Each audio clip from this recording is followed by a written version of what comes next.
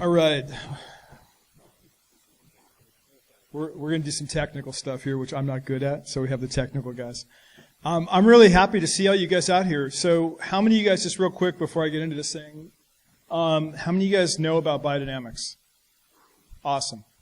You know, when you do that at we just were at the Northwest Flower and Garden Show, and we asked a whole room, maybe 100, 150 people, like how many of you guys have ever heard of Rudolf Steiner? Like maybe like a finger goes up. That one person that's totally scared to say, I think I know.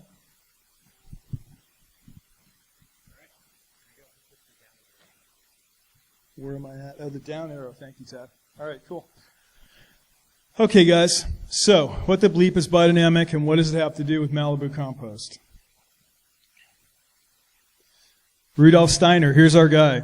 So, here's what I'm going to talk about tonight is really kind of where we come from and what we do and how that plays into us as human beings on this planet and what we care about as a company and as people that are involved in our company. We're pretty much a soil company that we're just different. We don't really care about a lot of the games that are going on out there and a lot of stuff that's going on. We're just a different company. My partner grew up on a biodynamic farm in Pennsylvania, and he's been making compost since he was a kid. And when we got together, it was just because we couldn't find any good soil, and we were making really good compost, and we decided to try to get it out to a different place. So Steiner was pretty amazing, and he's important to us. And if you guys haven't read, much Steiner, he's a great read. Important things I just put on here: anthroposophy. He studied Goethe, spiritual science, biodynamic agriculture, and as was mentioned, Waldorf education. If you've not ever read this book, I know most of you guys have read Jeff's books. This is an interesting book. This is Steiner's lectures that he gave in Poland in 1924. It's a really, really interesting read. Biodynamic agriculture, to us it's important because it's the grandfather of organic farming. It has a lot of the tenets of organic farming. That's actually the first the first biodynamic farm in the United States. That's a lunar wheel. That's a farm in the UK that's a biodynamic farm. And one of the things, I put the slide up on the bee because Steiner was the first person to really talk about the disappearance of the bees, which is something that's happened, is happening to us today, something that we're dealing with, and it's an interesting thing that this guy, so far back, was such a forward thinker.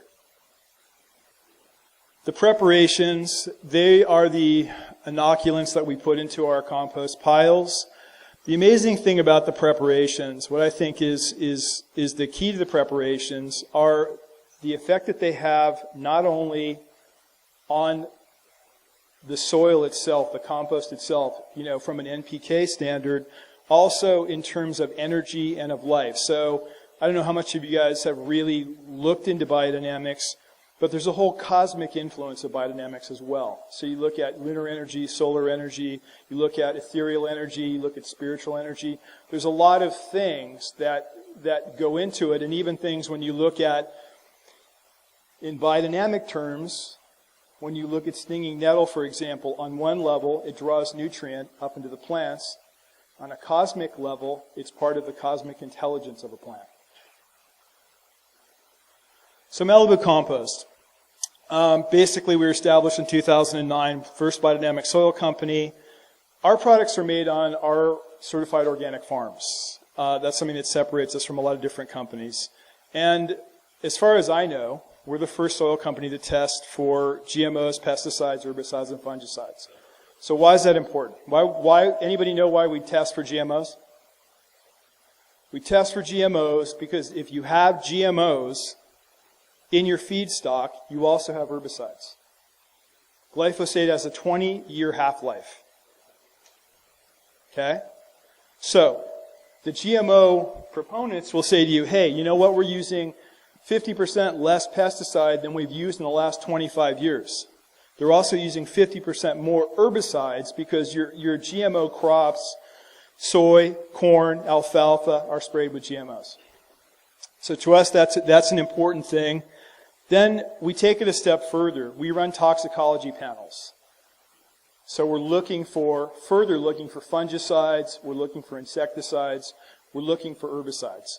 So we do that. We run basic biologic analysis, what Tad's talked about and Jeff will talk about. And then the last thing we do is we do a ton of ag analysis, just looking for nutrient availability, pH, salt levels, all that kind of stuff. You know, we send in so many samples, ag labs, to our guys. We're probably like maybe top on their Christmas list. Our theory with Malibu, and this is a piece of art that we had an amazing artist, one of my friends who's a great surfer who passed away a couple years ago, but he also was an artist and he did a lot of his artwork was about California fruit labels and surf art. He was the guy that did a lot of Fox Sports' logos and stuff like that for cash. But when we first started talking about Malibu Compost, I remember we were sitting in a coffee spot down in LA. And like our whole idea was, go beyond organic, because at a certain point we started feeling that even when we started this company, which was almost 9 years ago now, we kind of were feeling that organic didn't really mean anything, or was starting to lose its meaning, its luster. So we wanted to go beyond organic. And a lot of people have grabbed that. We actually trademarked it. That's our farm in Oregon. So that's where the stuff that, if you go into Roots and buy a bag of Malibu, that's where it's coming from.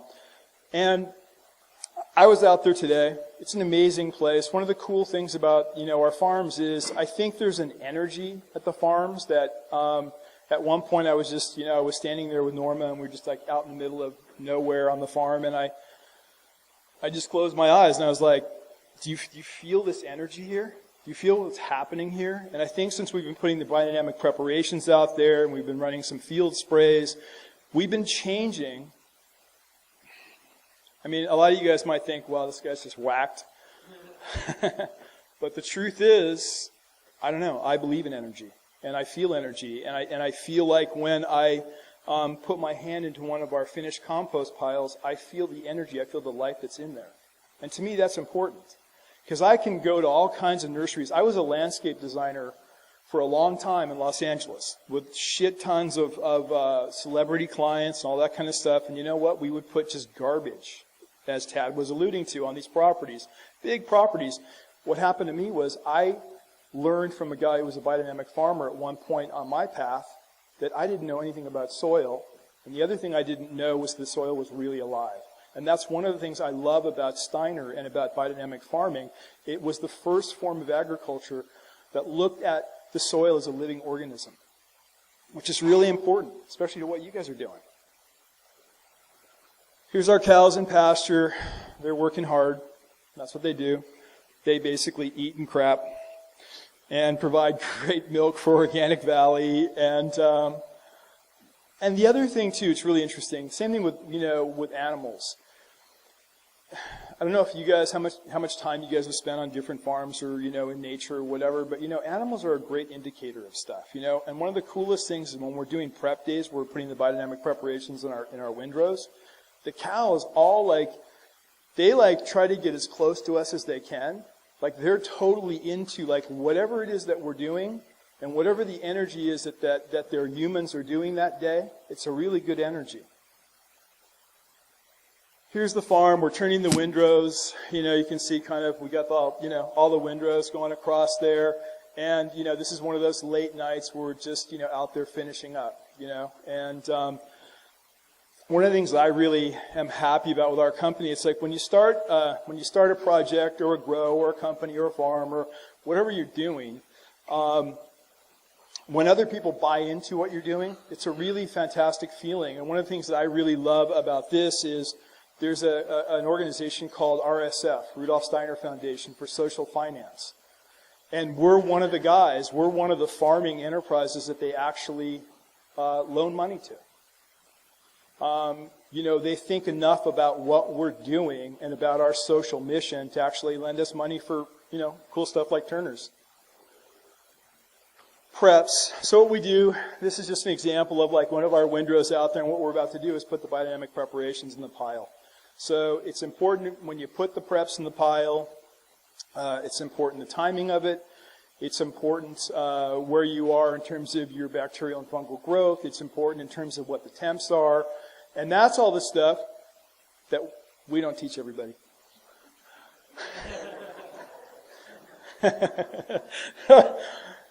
You have to hang out with my partner Colum a lot. Don't get him drunk and do anything, you guys. All right. Seriously. Our product line. So here's this line of products, right? A lot of times you got soil companies or traditional, nursery products or grow products that you can buy. And you have all this stuff because everybody needs this stuff. Or everybody said that you need this stuff. And NPK is important, and pesticides are important, and all this other stuff is important, right? Well, all the products that you see right there are basically things that just came out of what we do. So, like, we didn't make a soil. Don't tell anybody, you guys, but we didn't make a soil for the cannabis industry. That baby boo potting soil that we sell tons of totes of all over the entire western United States was basically made because Electronic Arts asked us in San Francisco, hey, can you guys make a soil that will grow food for our campus to feed our commissary? So Colum and I were like, yeah, we can do that. So that's where that came from. It didn't come from us deciding to, hey, now we've made a compost that's fantastic, let's make soil. The turf mix came because people asked us, how do you feed golf courses where you have watershed, that it's important not to have toxins in those watersheds? How do you top lawns or turf? How do you do underlay that will actually grow microbial life? How do you do all this stuff? So we basically played around for a long time with a bunch of guys on a bunch of golf courses and came up with that. So yeah, if people have a lawn at home, will it work? It's fabulous. So there we go. We put it in a bag. Ethics and accountability. Not something that I generally hear from most of the people that I work with, like, on the big soil companies. They don't really talk about ethics or accountability. I think one of the things Tad showed in one of his slides was, about the pesticides, the issue that's happening there. We look at organic food. It's like I don't know how many of you guys have ever looked at the NOP, the National Organic Program standards, and looked at what can go into growing organic food. It's frightening. When you get the USDA involved, the EPA involved, and you have all these guys that are telling you what are suitable inputs for organic food production. So the stuff that's in there, if you've never looked at the NOP rules, look them up. You'll love them. I think, how many of you guys in here are Googlers? Anybody? When I was going to college, they didn't have that. It was hard. So anyway, we test. I just told you we test for the GMOs, pesticides, biologically. This is what we call our black box. We hand these out at events and stuff like that. So that when people walk away, half the time I say to them, hey, the only thing you have to know about Malibu Compost, if you really want to grow organically in my world, read the back of this box. Read the back of this card. Take that home with you. And when you're thinking about growing, thinking about growing organic tomatoes, think about that. Philosophy, triple bottom line. So the traditional triple bottom line in businesses, and since we're talking about a business right this second, is people, planet, and profit. My business partner, Colum, who's also a biodynamic farmer. I met Colum. He wrote his own MBA program at Loyola Marymount in Los Angeles. It was called Sustainable Economics and Business. We've been guest speakers in that program ever since Colum graduated, and it's a really cool thing because we get to go talk to a bunch of kids who are going to go out and they're trying to find jobs in sustainable corporations. The only problem is they can't find any. When we sat down and wrote our business plan, we wrote our own triple bottom line. People, planet, and animals. And so what Malibu Compost does to a fault, to where our investors look at us half the time and go, wow, man, we gave you guys money, and you guys are so hardcore, you won't do this, and you won't do that, and you won't cut the corner. You won't do it. But the bottom line is we're not going to do it. If we won't do something that's going to hurt the planet, the people, or the animals of this planet in a negative way. We just won't do it. Not interested. We make plenty of money. and we make money in a way that we feel comfortable making money. You know, we're not driving, I didn't drive a Ferrari to the farm today, by the way. That's Boo. That cow, I don't know if you guys know who Boo is or ever heard of Boo, but Boo, talking about philosophy, Boo was the first cow we ever rescued. And Boo we rescued from a slaughter auction. I think there's a picture coming up of Boo here in a second. There'll be something here in a second. So Boo was a cow that we rescued from a slaughter auction. And when we started the company, we wanted to make a statement as to, you know, what we believe in terms of animal rights. Because a lot of companies don't ever think about animal rights. And what we did is we started rescuing cows. So we've rescued now hundreds of cows, but Boo was the first one. I walked into the slaughter auction. The guy goes, go to beef. And I said, I'll buy her. And the guy goes, you don't want her. She's a 3-titter. And I said, I want her. And he's like, you don't want her. I said, I want her. So I bought her. We brought her home, cleaned her up. Boo's had 3 kids. Boo just passed away. We had her for she was 10 and a half years old. We had her for 8 years. And she became like part of the heart of our company. Boo was really important. You know, I'll be honest with you guys. You know what? We're friends now, right? I cried like a baby the night I had to go bury Boo. It was one of the hardest things I've ever done in my life. It was horrible. But it was also amazing. And when we finished burying her in the morning, 2 hawks were circling us after we saged her. It was pretty phenomenal. Oh, let me go back to that second. So the world, the 7 no's. Know your farmer, know your suppliers, know your retailers, know your neighbor, know your laws, know your rights, know yourself. Those are things that the guys in Malibu Compost, the people that work for us, the people that work inside of our company, we all have this thing, the 7 no's. And the last thing, the who, what, where, when, why, and how. You know, I ask these questions all the time of myself. So this is not this is a different talk. And when Neil asked me to talk, you know, I thought, okay, I'm going to talk about something different. You know, something different. Like, honestly, I hope all you guys buy Malibu Compost, but also on the same token, I don't really care. I don't really care. What I care about is that I go to sleep at night and I feel good about what I do and how I do it and how I treat the people, the planet, and the animals every day. So I ask these questions. Who are you?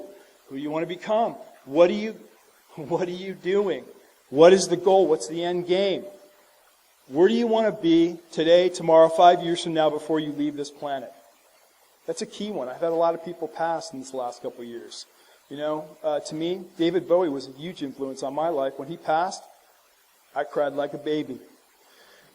When are you going to do the things that matter? Is what you're doing or where you are today part of that big picture?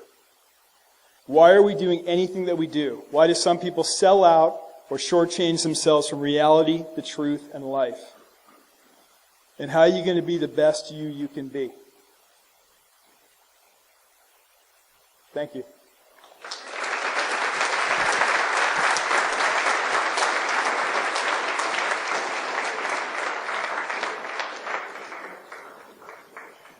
Any questions, or she's saying yes? Yeah. You said something about the metal being part of the cosmetic. Yes. Is that like a scientific thing, or a philosophical thing? It's not a scientific claim at all. No. And that's one of the things that, you know, a lot of people that talk about biodynamics, he asked me if the stinging nettle being a cosmic influence on a plant is something that was a quantified scientific analysis. No. But part of scientific analysis is observation, right? So I've worked on dozens of farms. I've worked on a ton of landscape projects, big projects where literally, you know, you had basically inert soil and nothing happening. So one of the ways that I first saw stinging nettle work incredibly well in an urban environment was on a rose garden that was basically dying. And what we did is we did a whole bunch of nettle teas and some other compost teas, and we did a lot of composting. And I have to tell you, the rose garden, which is 5,000 roses on 8 acres, came back. It's a famous rose garden. It's in the city of Oakland. It's called the Morecambe Rose Garden. It's an amazing, amazing, amazing place. And that place was dying, and it's back. So when I look at things, and a lot of my scientific friends go, but it's not quantifiable. And I'm like, okay, so is spiritual energy quantifiable? Besides on one of those, like, reality TV shows? Yeah. Did you have a question? I was actually going to say, well, my daughter's a wonderful, but I get it. But I was also going to ask a question along the lines of how it's scientifically explaining the biological activity of Well, it's the same kind of thing. So in a large picture, you can take the compost as a standalone and, run it under a slide. You see biology, you see the life, see what's happening, right? But one of the things that Steiner talks about is intention. So a lot of times when I go out and I do talks to master gardeners, like let's say, not like master growers, but like master gardeners, you go out and you talk to those guys and you talk to them in the sense of really creating and bringing life into the soil and really starting to create, seeing different things that you can do that don't have to be quantifiable. It's like all of a sudden somebody like top dresses, their tomato beds, and they call you up or send you an email to Malibu Compost and go, my tomatoes just grew 3 feet. What happened? It's like, and people that like have been buying junk, at nurseries for a long time. I mean other stuff for a long time. And it doesn't work.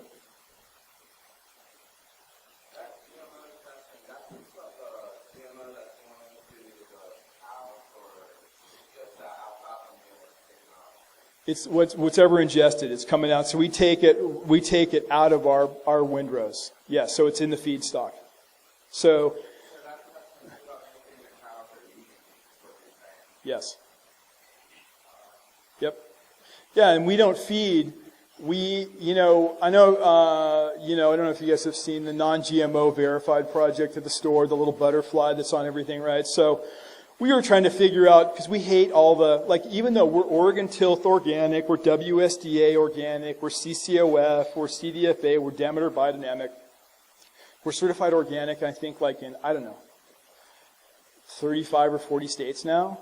But, so we were looking for something to show how we can let people know that we test for GMOs. So we called up the non-GMO verified guys, and we said, would you allow testing in for something else other than food? And they said, like what? And we said, like compost. They're like, how are we going to do that? And I said, well, my partner said to them, would 5 years of genetic IDs suffice? And the guy that runs non-GMO verified goes, you have that? He could not believe that a soil company actually did that. Because the other thing is we hear organic, right? You think something, because it's labeled organic, you walk into Whole Foods or New Seasons or whatever, and you think, oh, it's labeled organic, and you're paying another $1 or $2 or $3 or $5 or $10 or whatever it is for it, right? We think, okay, it's better. Not necessarily. Not necessarily. So we don't have to, as a soil company, we don't have to even test for GMOs, pesticides, herbicides, fungicides, nothing. They want to know that our heavy metal levels are below the EPA limit, which are carcinogenic. They want to know that we've done our pathogen reduction on our compost. We've done our 5 compost turns per the NOP. And they want to know that we have a pH number. And that's it. That's an insane thing for organics as a standard for soil. Ludicrous. All right, guys, I think it's time for Jeff. Thank you.